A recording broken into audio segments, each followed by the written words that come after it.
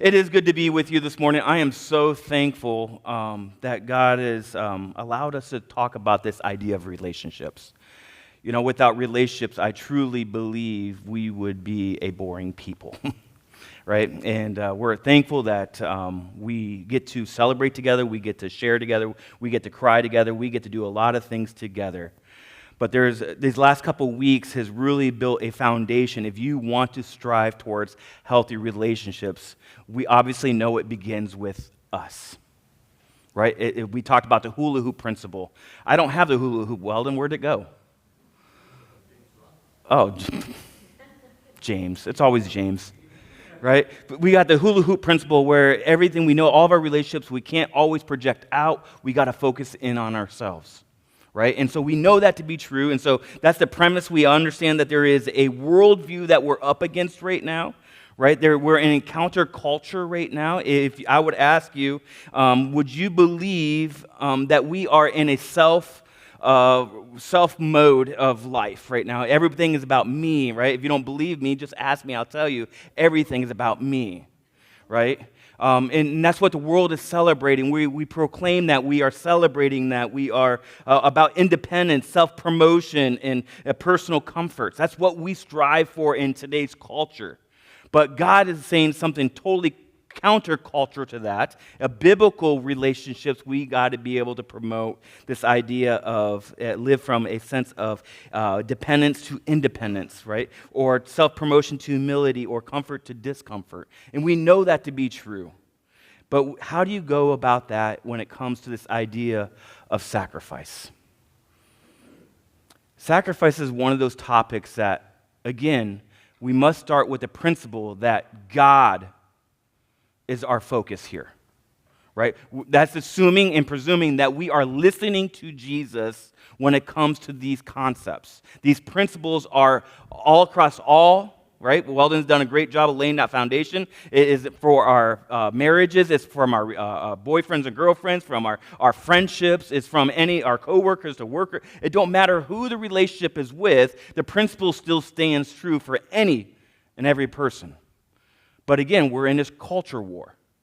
We're working towards, as followers of Jesus, of this counterculture of living a sense of service and sacrifice and love and healing and restoration. That's what we're working towards, where the world's trying to constantly divide us and destroy us. And so that's the premise we're going to work from this morning, is this idea that we as a people group need to continue to strive towards unity. But it causes us to have this question of, what does it mean to live a life of sacrifice? Friends, you cannot have healthy relationships. You cannot have healthy relationships without eventually giving up something. We would all probably agree with that. Whether it's your time, your energy, your money, your pride, your resources, your comfort, you have to give up even a sense of forgiveness at times. Meaning I have to look at you and say, you know what? I messed up. I'm sorry. Dads, you talk about Father's Day. That's a hard one for us to say to our children, you know what? I blew it. I'm sorry. Or to our spouses or to our coworkers, I'm sorry. Will you forgive me? That's sacrificial, living a life of sacrifice. You have to understand without healthy, you cannot have healthy relationships without eventually giving up something of patience. We have to give up patience, sometimes even dreams and our desires. Again, it's not everybody has to do all these things, but all of us have to take the principles of this. But God has designed our relationships to shape us into the image of His Son, Jesus. And again, I don't want to come here today and say this is a Sunday school answer, this is what it's Jesus everything, but it is Jesus everything. It is. And if we can't take on those principles of what it means to live a life of sacrifice, then we are just inherently just going to keep us on the hamster wheel of life, of frustration and bitterness and confusion and division, etc., etc. The greatest example was Jesus Himself. Remember, Jesus did not come to earth just to be a sacrifice on the cross. He did not just come to die on the cross, friends. What did He do? He rose from the dead. He decided to leave heaven to live a life of a sacrifice rather than just performing a sacrificial act. It wasn't that he just died on the cross. There was many people that died on the cross. But he demonstrated what it meant to live a life, those 33 and a half years and the 3 years of his ministry life, what it means to live a life of sacrifice, and then he willingly went to the cross. And it didn't just stop there. He defeated hell and rose again. So each and every one of us in this space and this time, for all of humanity, gets the opportunity to have a redeeming moment, a restoring moment, eternal life moment. Otherwise, it just would have stayed at the cross. Sacrifice gives relationships depth. Sacrifice gives relationships depth. Without sacrifice, relationships will always, and I say always, and you will see a little demonstration later, always will remain shallow. Without some sort of sacrifice, your relationships will always remain shallow. So how do we move towards this healthy relationship? Number one, Jody, you got me, girl? We already went all through all this, sorry. This is why I'm not a Weldon. Weldon, you are like a pro at this. Go ahead, Jody, number one. We're at number one. Keep moving. Yep, that's our passage. There we go, good. Speaking of that passage that we're talking about this morning and where we're focusing in on is this from John. And it truly is this idea is where Jesus is with his disciples, and we know that greater has no love than this, than what? Lay down his life for his friends. That's the greatest sacrificial story ever told.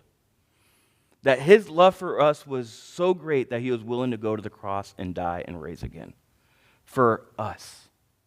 Again, I want us to take just a quick moment just to reflect on Jesus died for me. I think that's such an elementary truth, but it's so enriching and so deep that we forget that he did not come to die for the trees of the world. He did not come and die for the animals or the lions of the world or the herds. He did not come and die for the daisies and the birds of the world. He didn't come and die for the fish of the world. He came to die and raise from the dead for his friends, you and I. That's the enrichment. So when we walk around this world humbug and sad and frustrated and angry and bitter as Christians, we're missing the whole point of why he came. He says, take up your cross and follow me. Sacrificial means that you have to choose to die to self and be raised again anew. It's a choice. As he chose to leave heaven, he came to earth to go back to heaven. It was a choice so we can be redeemed.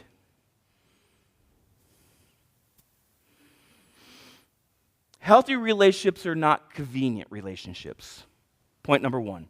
Healthy relationships are not convenient relationships.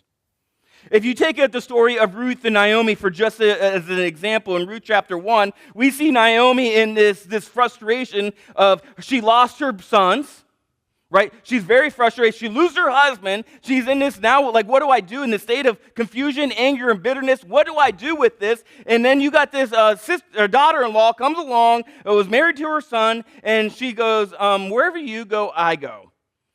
Right? Wherever you stay, I'm going to go stay. Wherever you live, I'm going to live. Wherever you're going to eat, I'm going to eat. She is living this life of a covenant because she was married to her son and she knew it was going to be family for life. That's crazy. And she was willing to sacrifice her own things. Ruth was willing to sacrifice her for even her to get married in the future. Naomi pointed that out. You're never going to get married again. Okay. That's crazy. In a world of culture today, again, she's discerning from Jesus. I'm going to keep coming back to that. She's hearing, I'm not calling you all that was got your family has died and you didn't move. I'm not saying that. What I'm saying is she's living a life of sacrifice. She's saying, I'm going to go follow you, Ruth, or Naomi, no matter what it takes. She lost her, again, we know we lost her husband. Where you go, I will go. Your people shall be my people. Your God will be my God. She's taken on that ownership of your family, and this covenant that I've taken before will always remain. It's not this shallow concept. It's not this minimal thing. When I say something, I mean something. The contract I said and the covenant I said before you and God and the world around me, this matters to me. If you're going to have healthy relationships, what you say matters, and who you're around, it matters. They're not convenient. Remember, Ruth sacrificed her homeland, her comfort, her future security, her familiarity, her future husband. Why? Because relationships rooted in a covenant are worth a sacrifice. They're worth it. Think about your own marriages now. Think about your relationship with your children. Think about your job. If it's worth it, you're going to keep what? Fighting for it.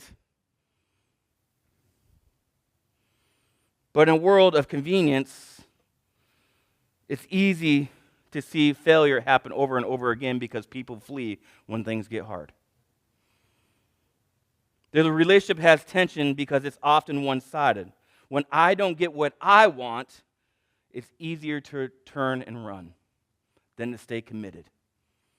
Again, I'm listening to Jesus, right? If you're in an abusive relationship and you're in those situations, listen to Jesus, okay? But by and large, what we're talking about is sacrificial. When you make a covenant, your word matters. What you say matters. What you sign matters. Okay? You with me? Good. Jesus demonstrated and has never called us to a convenient sacrifice. Jesus lived so we don't live a life of convenience. He actually has challenged us to be a living sacrifice. That is what? Holy and pleasing to Him.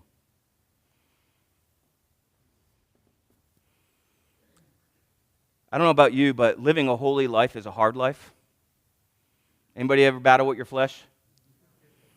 Okay, at least I got a couple of you responding. Some of you guys just don't. Okay, now we're hearing it. Right? We're all battling with our flesh. It means that to live for Jesus is actually pretty difficult. It's sacrificial. It means saying no to some things and yes to other things. Meaning yes to other things and no to other things. It is hard. It's a conscious decision regularly. And that covenant saying, yes, Jesus, I remember. I'm telling you, how many of you guys remember the day you said yes to Jesus in your life? Do you remember that? How many times you guys, you were like, man, did I make the right decision? Oh, so that was only like 4 of you now. Good, okay. Well, I would tell you right now, as a pastor, I still struggle with that. God, did I really make the right choice following you? This life is hard. I'm just being honest, right? I'm not here to perform. I'm telling you to share my heart.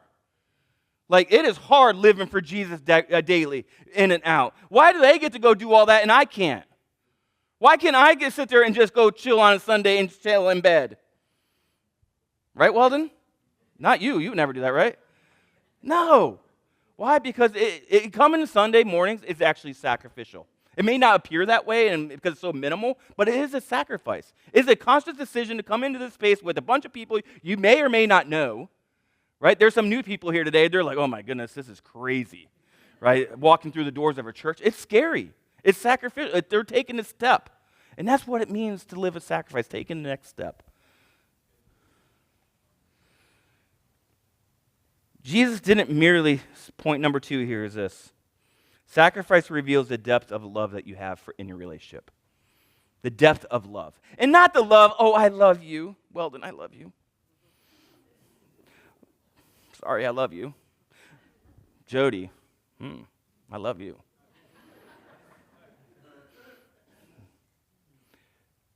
We throw that word around today in today's world like it's so shallow.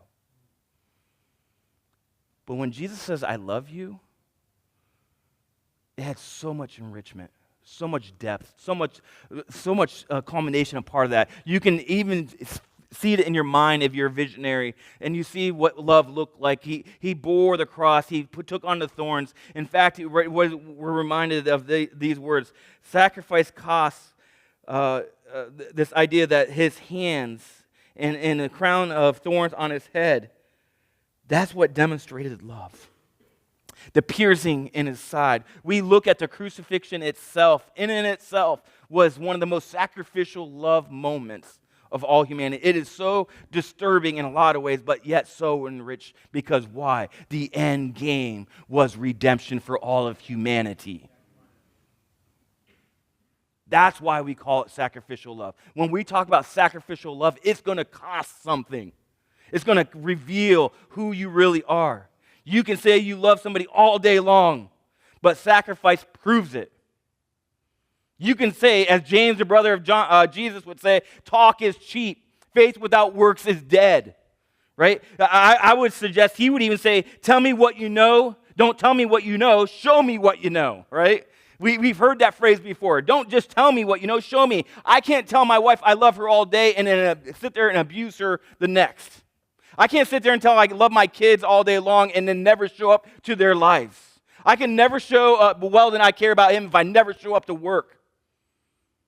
Or I'm cheating, or I'm doing this, or I'm doing that's not true love. There's no depth there.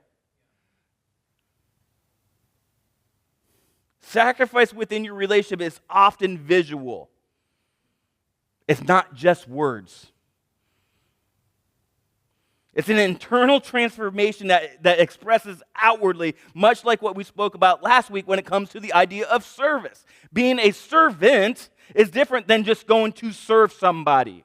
It's a transformation that takes place that outwardly then goes out and being living sacrifice. Meaning when I'm sacrificing for somebody, I'm not doing it out of a return of investment. I'm not doing this because I need to get something out of it. I'm doing it because my life has been transformed by the renewing of his mind, and I'm going to go and be a witness to the world that God has called me to. I get to go serve Jesus. I don't have to, and you're right. But as followers of Jesus now, you don't have the right. You laid down your right a long time ago. You sacrificed your old life for the new one that you're trying to build. We know that to be true. Jesus didn't merely say, I love humanity. He demonstrated it on the cross. Greater love has no one than this, that he laid down his life for you and I. Sacrifice that costs nothing often means very little. Parents understand this more than probably most. Good parents often sacrifice sleep, money, dreams, time. They often, and if you're a coach in here, you understand this. Coaches give up their time, car rides, food, rooms. Go on. If you're a musician, you're giving up oftentimes your time, your rooms, and your instruments. You're giving up something in order for somebody to follow behind you. You're discipling somebody, and when you disciple somebody, that means you're giving up something so they can emulate and follow after what you're trying to give.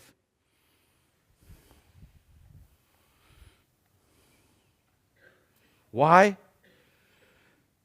Because a life of sacrifice gives willingly.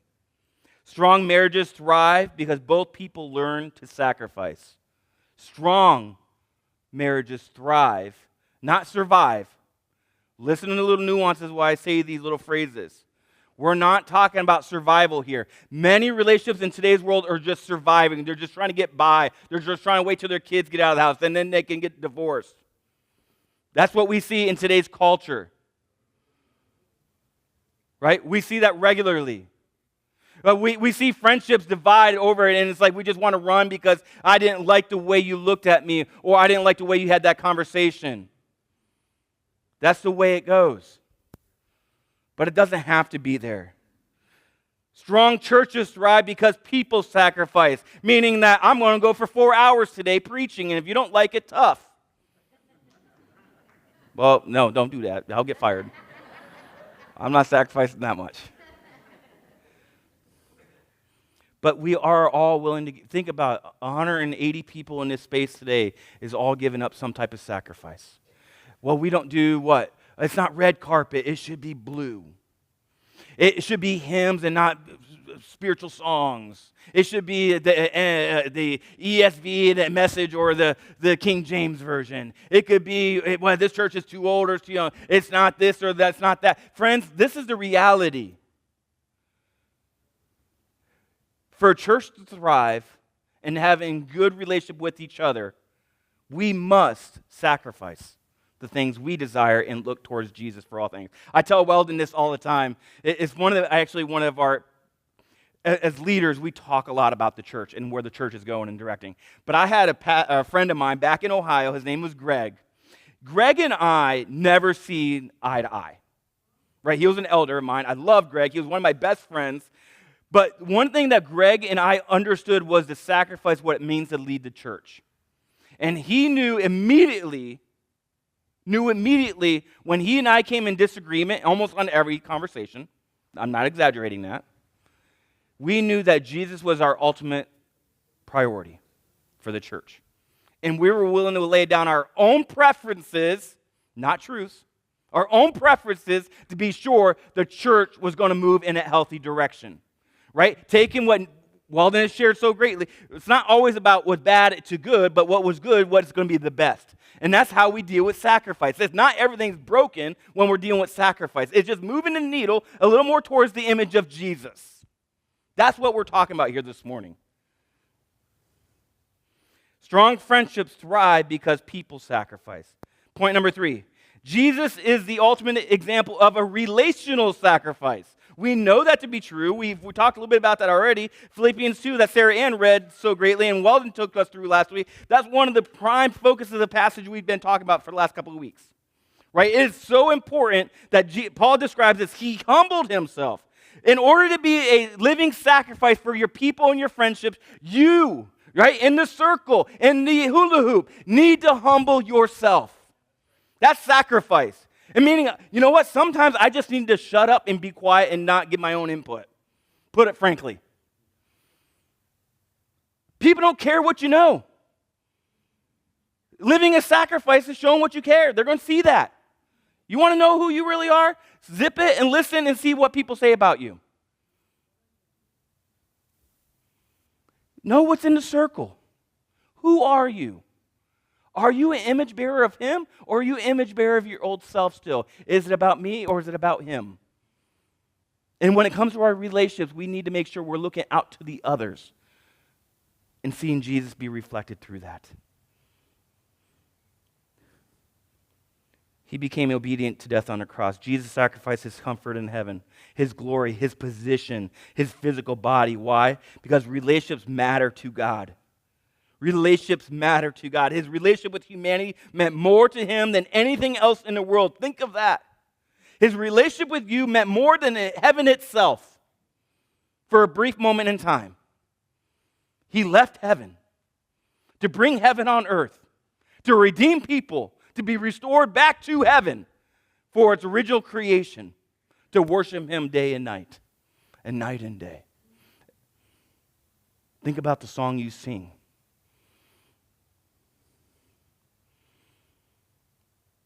The cross was not merely about forgiveness and then stop there. Friends, he loved humanity. He experienced it, but the resurrection that has led us to the full reconciliation process. We are being reconciled now into him. There's nothing you did to earn it. There's nothing you can do to have him love you any more or any less. Reconciliation took place on the day he raised from the grave. And you said yes to him. Hallelujah. Think about that. You are living free now because of what he did for you. And you said yes to him. Sin broke that relationship. Sacrifice restored it. Friends, this morning I want you to know that every nail in Jesus' hand declared you were worth redeeming. Some of us go through life day in and day out knowing that you aren't worthy enough. Where's Kathy Chupp here? Oh, she is here. Oh, boy. I was with Kathy Chupp and Andy and some friends last night, the Josephs, over at their house, and I got, that grandma tap. You better not say that. Right? Yeah, I'm going to tell you. Right? But here, genuinely, this is one of the struggles. If you grew up in an environment that's very hostile and you were demeaned your whole life, sometimes you struggle with your identity. And so this point here is that nails that drove through Jesus' hands made me worthy to sacrifice, for the sacrifice. That the nails that were drove through his hands, he remembered me and says, he declared to you, you are worthy of redeeming. I'm worthy, friends. And I got to keep reminding myself, and even Miss Kathy's got to remind me sometimes, and you got to be reminded, Jesus died on the cross because you were worth redeeming. No matter your past, no matter what you'll do in the future, you are still worth redeeming.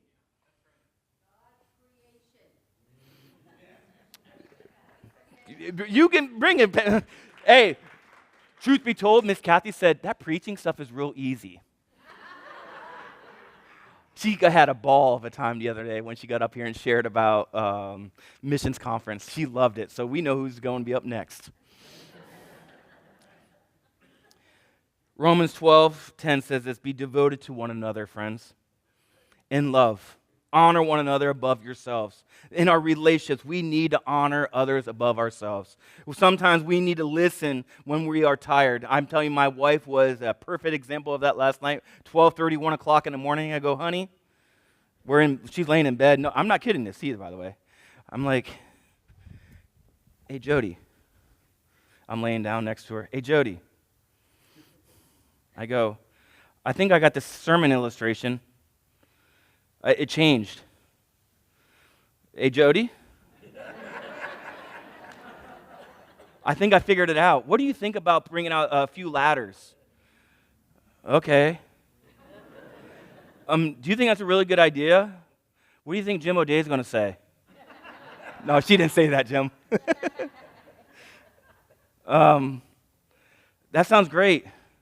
Are you really listening to me right now? And I had to wrestle all by myself last night. So she sacrificed about 30 seconds, but it was worth it. It was worth it, right? It was worth it. Sometimes we forgive when we are hurt. Sometimes we need to stay when we want to leave and it's easier. Sometimes we give when we feel empty.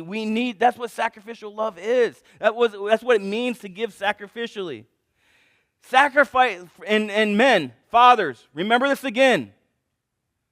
Sacrifice is not weakness.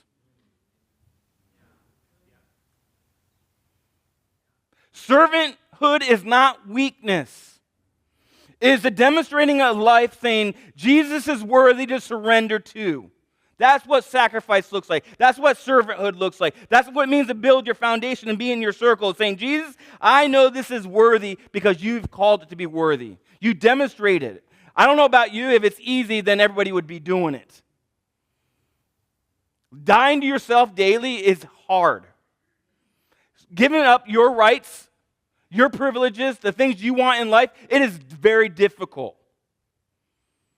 It's a battle. It's a fight. So sacrifice is one of the most difficult things you will probably do in life. It's the most honoring thing you can do for someone. Give when you don't give anymore. Share a little bit more if you don't want to speak anymore. Pray a little more diligently when you just wanted to give up on that person. He's worthy of it all, friends. Redemption, people matter to God. And in the Alliance, we say people matter to God, and He wants them found. And if He wants them found, that means we must give up ourselves as a sacrifice so people can be found. Mature believers ask, what can I give? Immature people ask, what can I get? The enemy attacks relationships because he understands the power of unity. Friends, I'm telling you right now, if we would just stick together as the church, the bride of Christ, the global church, the local church, all the churches together, locally, Satan would not have a field day the way he is.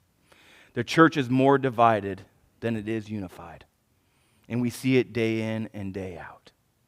Friends, what if you just take the conscious decisions saying, you know what, I'm not going to die on that hill. I'm willing to die for the things that God has called me to. Major on the things that are major and quit trying to major on the minor things of doctrines. Love people to Jesus, not love them from Him. Meaning don't be the wedge that separates you and your friend from what God has done. Fifth one here. Sacrifice means dying to self. One of the greatest sacrifices in relationship is surrendering our pride.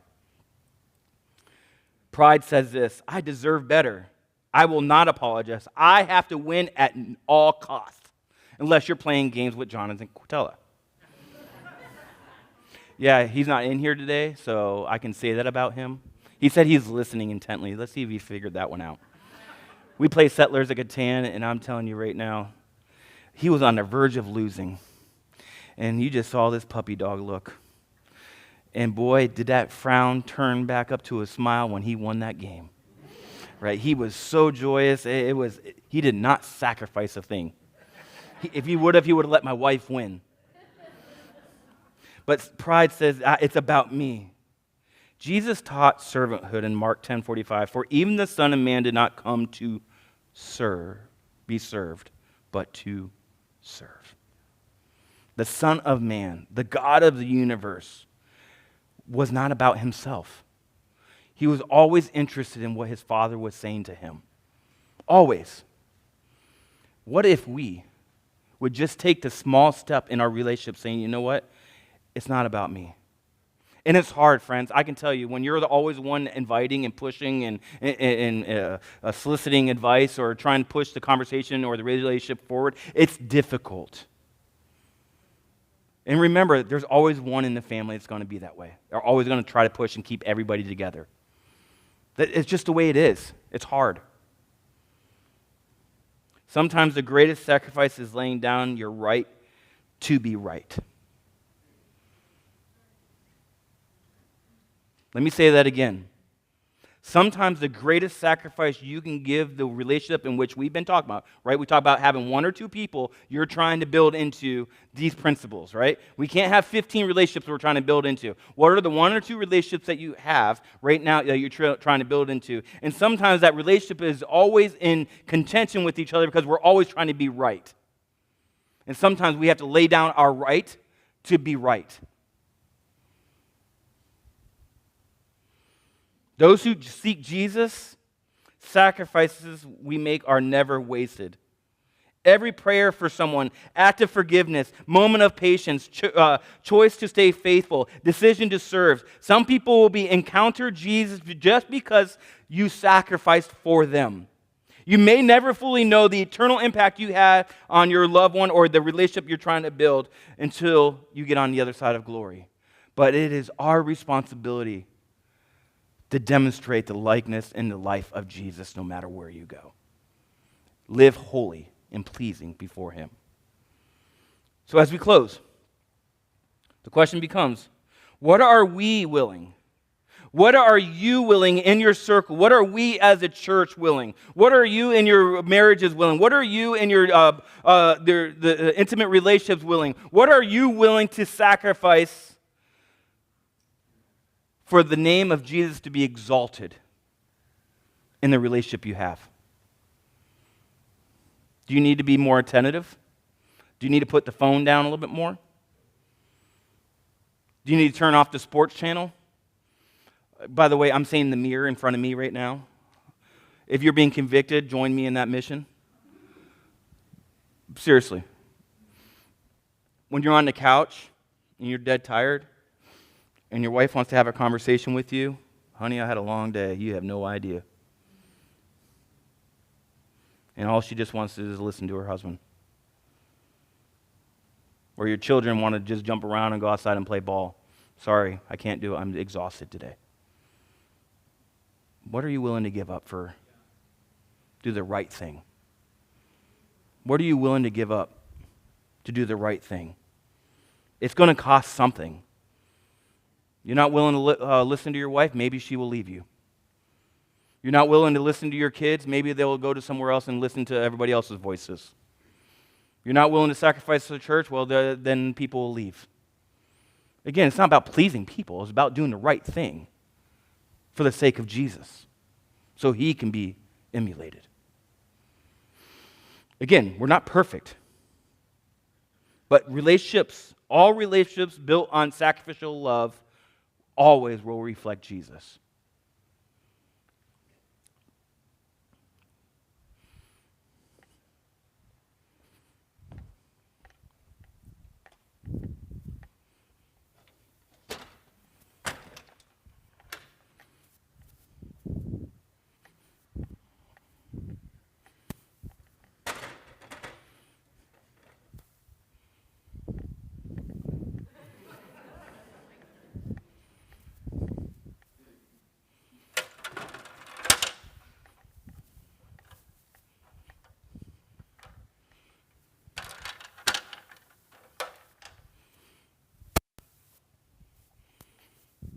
I tried to get the 30-foot one. I couldn't carry it by myself.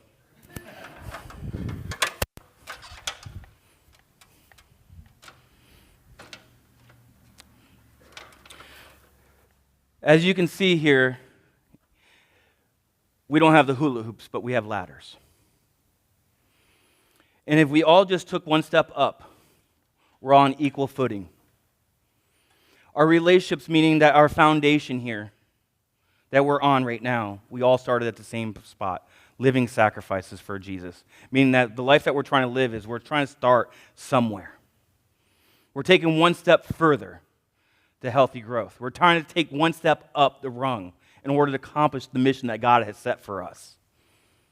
Right? God is our ultimate goal, to emulate Him and to reach Him. Right? And so if we're all building a strong foundation, and then we take another step of service up this ladder, right? We're still in this same leveling field. Right? And then we take another step. Go ahead, Donald. Go ahead. You're running out of space there. In sacrifice. The whole point here, friends, is this. Sometimes people in relationships are going to be stunted by the length of their journey. Donald can't go up any further. He's going to have to get a new ladder or build more into the ladder of life in his relationships. Sometimes as Christians, we expect people to do all these things before they have a perfect relationship. If we go up one more and we talk about next week's conversation, Sarah Ann can go up one more, maybe not as confidently. Donald, you can't go up anymore. You see how high? And sometimes we expect our relationships to be that way. And sometimes you're right. You know what she said? What did she say? Somebody needs to hold this. You know what? What an image that is for us. Let that be told a little louder. Sometimes we need to have a disciple to come behind us and hold us up while we're trying to still run the ladder or build up higher for what God's glory is. We all started at the same spot. Some of you have been Christians for a very long time. And your relationships are still down here on the rung. And God has called you to pursue Him upwardly, and holy, and sacrificially, in service. And some of us are choosing deliberately to not listen to the relationship that you have written on that card because of your own selfish things, your own purposes, my own reasons, my own fears. And God is saying, just take this rung up a lot, one more, two more, or three more, or four more. It don't matter what it is, right? It don't matter where you're at. But you know what? Your friend that you're trying to reach into is going to be stunted where they're at because they've not encountered Jesus to His fullness because you have not demonstrated what it looks like regularly. You maybe gave up a little too early. Maybe you didn't pray intentionally like God has called you to. Maybe it's a little more selfishness. I don't know where that journey is. I don't know where that friend is in your life. I don't know where your children are. I don't know where your grandchildren are. I don't know where any of those relationships that we're talking about this morning are.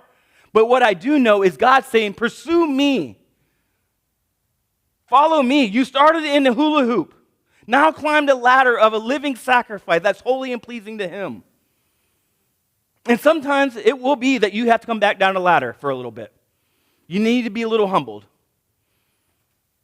That's just the way it is. And some of us that are mature, some of us need to come down the ladder deliberately and say, Sarah Ann, come here. Go on this side.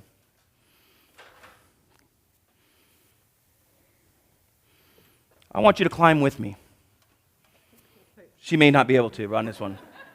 But if the rungs were the same, I want you to climb life with me. And as we go from rung to rung to rung to rung, hopefully we're gaining ground, looking closer to Jesus. The ladder does not go straight up in a straight line, friends. The ladder comes together and joins. And if you want good, healthy relationships, remember, Jesus is our center focus. And as we move up the rung, we're joining closer to God and we're image bearers of Him. That's what a living sacrifice looks like. Thank you, friends. So, worship team, if you can, come on up. As we close, I don't know where you're at. Thank God I didn't go for 3 hours. I don't know where your relationships are. I don't know where the one or two relationships that Weldon challenged you 3 weeks ago to put in on your note card and think about who and what have you been doing to make sure that you are building towards healthier relationships. But I challenge you, every one of you have a note card in front of you.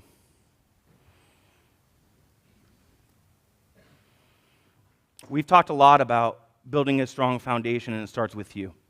We've talked a lot about serve it, what it means to be a living servant that serves others willingly. We talked a lot today about being a living sacrifice.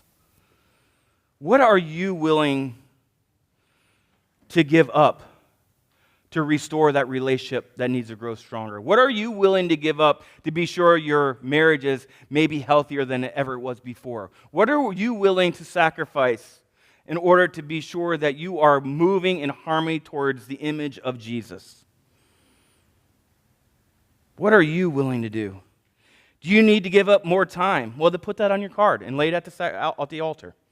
I'm going to have each one of you guys fill out what that card is. What is that one thing that we talked about today that you need to do sacrificially to give over to God and say, God, with your help, I'm willing to do whatever that is. Is it more time?